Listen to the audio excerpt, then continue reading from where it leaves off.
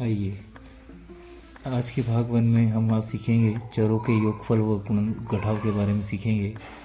हम जानते हैं कि पिछली वीडियो में हम पढ़ चुके हैं कि चर एक्स वाई जेड जो एबीसीडी वाले अक्षर होते हैं वो चर कहलाते हैं। अचर राशियाँ जो 1 2 3 जो निश्चित संख्या में होती है वो अचर राशियाँ कहलाती हैं। इस संख्या को सीखने के लिए, इनको योग और घटाव करने के लिए हमें सबसे पहले ये ध्यान रखना है कि जो चर राशियाँ हैं ये दोनों जगह पर बिल्कुल सिमिलर यानी कि समान एक जैसी होनी चाहिए। एक्स एक्स है तो एक्स एक्स होनी चाहिए, यदि इसकी घात 1 है तो इसकी भी घात 1 होनी चाहिए, तब इन दोनों को हम जोड़ सकते हैं या घटाव कर सकते हैं। जैसे 3 और 2 5, तो 5 और ये दोनों मिलकर एक बार लिखा जाएंगे एक्स, और न इनकी घातों को जोड़ना है, ऐसा कुछ भी सेम टू सेम सिर्फ उतारना है। जैसे इसका आंसर हो गया। एक और देखिए 4 एक्स है और 3 एक्स है, इसकी भी घात है कि इसकी भी घात है कि 4 में से 3 गया। आपके आगे जो वाले जो नंबर होते हैं गुणांक, इसी गुणांक में जो नंबर होते हैं इनको आपस में सोल्व करना होता है।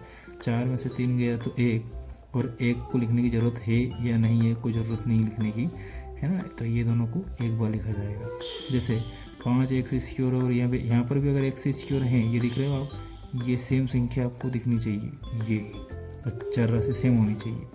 तो ये जो है ये और ये, इन दोनों को हल करना है। ये दोनों अगर सेम है तो 5 में से 2 गया तो 7 एक्स स्क्वायर, इन दोनों को एक बार उतारना। अब यहाँ देखिए ये भी एक्स वाई है, ये भी एक्स वाई, दोनों चर राशि समान है, देख रहे हो आप, ये दोनों।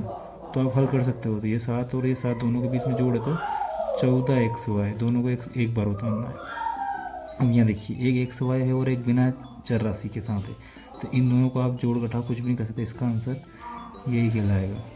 इसमें देखिए यहाँ पर 3 एक्स दिया है, यहाँ पर एक्स है लेकिन इसमें भी एक्स है, लेकिन इसके साथ वाई है और इसके साथ वाई नहीं है, तो इन दोनों को आप जोड़ घटाव कुछ नहीं कर सकते, इसका भी आंसर यही है। एक और देखिए जैसे 3 एक्स स्क्वायर प्लस 2 वाई ले लिया, तो ये भी चार राशि अलग अलग हो गई, ये इसका आंसर कहलाएगा।